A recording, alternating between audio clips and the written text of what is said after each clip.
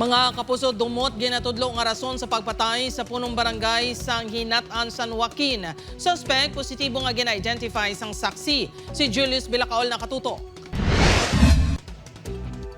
Positibo nga ginkilala sang saksi sang kapulisan si alias Toto.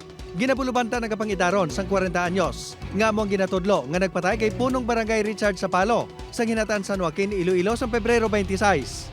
Kahapon, ginpasakaan sang reklamo nga murder sa Iloilo Provincial Prosecutor's Office ang mga suspect. Nakita niya hindi nga nagahalin sa crime scene ang aton nga suspect.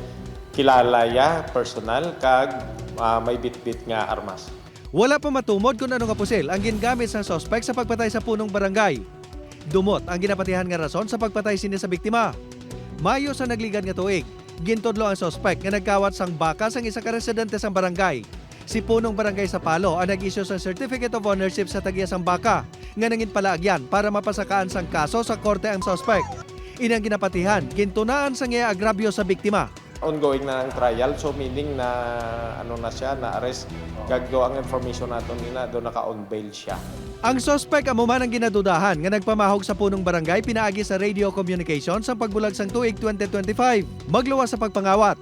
Wala man sang iban nga record sa barangay ang suspect. Wala sang ginpagawa nga impormasyon ang kapulisan na tuhoy sa nahamtangan sindi sa karon. Upod kay Cirilo Rendoque, Julius Bilacaol. 1. Western Visayas.